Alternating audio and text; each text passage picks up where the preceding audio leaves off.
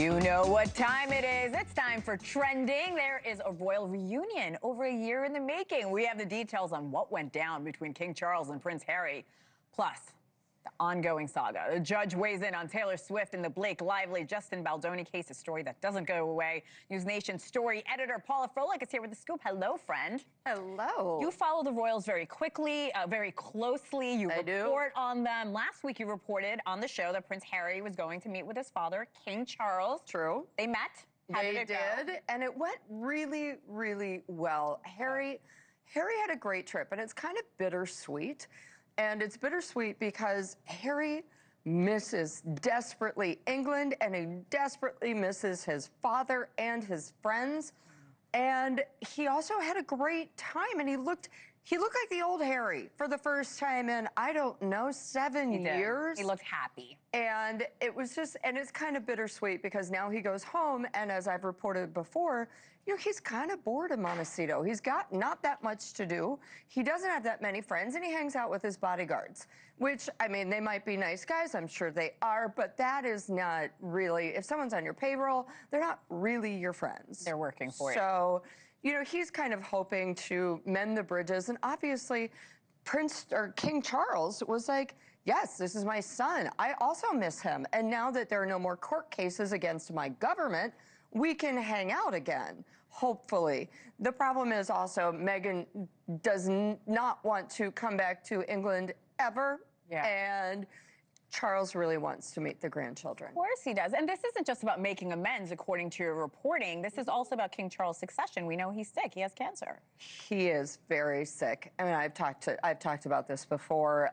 He is refusing chemo. He's doing alternative methods of treatment. So, you know, again, we don't know how long he's got to kind of semi-quote Harry.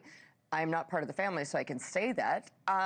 But at the same time, there's still no ice broken between William, who is the next king, there is no qualm about that, and Harry. So I think Harry wants to get in with his dad, maybe get some sort of, I don't know, monetary or housing arrangement before his dad dies.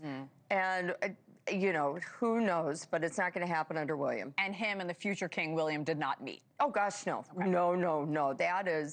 That's almost irreparably broken, that bond. All right, let's talk about music royalty. Taylor Swift, a lawyer for Justin Baldoni, has stated Taylor Swift has agreed to be deposed in the legal battle between the actor and her former BFF, Blake Lively. But her lawyers are adding more to this. There's more to this story. What is it? It's probably not going to happen, is what's more to this story, because she said, I can do it if it's on my schedule, and I've got a window, October 20th to 25th. Now, that is after the deadline. And the judge this week said, Judge Lyman said, no, I'm not doing this. Here's the deadline. We're not moving it. So well, she has a new album coming out. She's doing PR. I mean, she's doing her own thing. I'm sure this is the last thing she wants to do. Of course it's the last thing, not to mention her version of PR, although other starlets would be like, I'll take it, is not going up in court and giving evidence against her former best friend, Blake Lively. I think she just wants to let that dog die.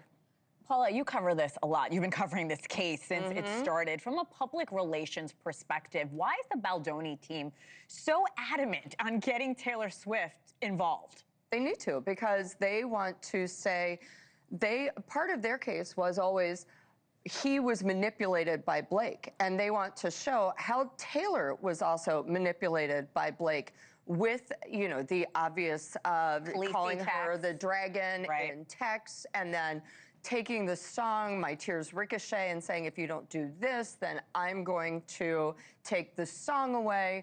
And it's just, it's kind of ridiculous. And I think that's actually what broke off their relationship, because Taylor was like, please keep my name out your mouth. And it kept happening. I'm looking at that tweet. Still can't believe that happened. Yeah. I mean, you can't stop. You can't stop looking and watching. No, you can't. No, it's like crazy. an accident that you can't stop looking at. Paula Froelich, thank you so much. Be sure to subscribe to the Scoop newsletter for the biggest stories in entertainment.